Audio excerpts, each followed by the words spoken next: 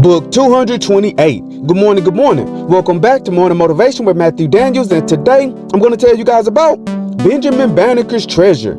That's right, Benjamin Banneker's treasure. But what is Matthew Daniels talking about?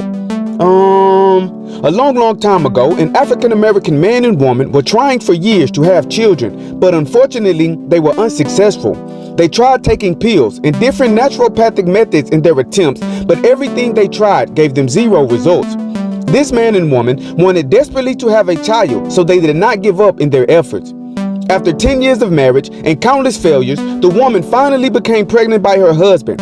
The two were elated and they celebrated the occasion. In the process of time, the woman gave birth to a male child and they loved him dearly. They soon realized, however, that something was wrong with him. After taking him to see the doctors, the child was diagnosed with an illness called autism. The man and woman were sad for their child, but they determined that they would not let this illness rob their child of his quality of life. They then set out to give him all of the opportunities he needed to be successful in life. As the child grew, the parents noticed that his mind did not work like a normal child's mind, and he seemed to be extremely good with numbers. The child could work out intricate math problems without the use of pencils and paper, and he also had a photographic memory.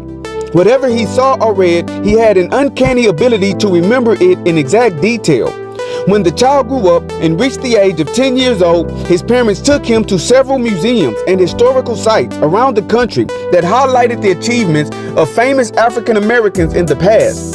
They thought it would be good for his self-esteem. One day, they took him to the home of a man named Benjamin Banneker. Benjamin Banneker, born November 9, 1731, and died October 19, 1806, was a naturalist, mathematician, astronomer, and almanac author.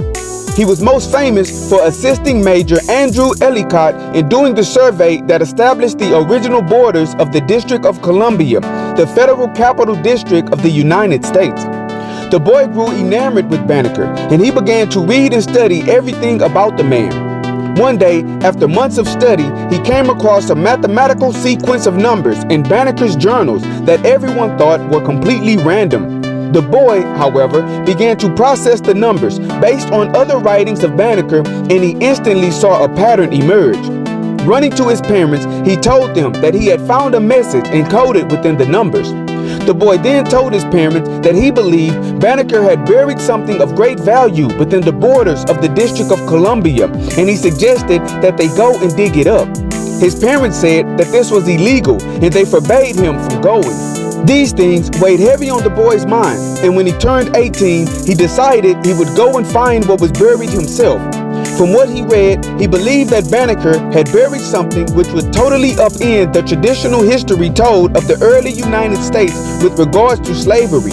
After all, Banneker was born free, and he experienced things that only a few others ever experienced.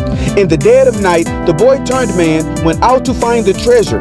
When he did, I was told that he never returned home that night. It is not known what became of him or what became of Banneker's treasure, and no one else even knows where it was buried. And from then on, the tale of Banneker's treasure became a tale of legend told to African Americans by their parents when they were young.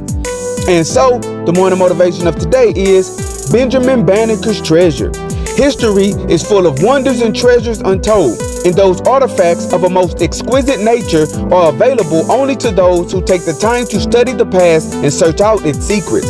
So today, study the past and research those things that happened before your birth. And when you do, you will find a way to achieve your own dreams.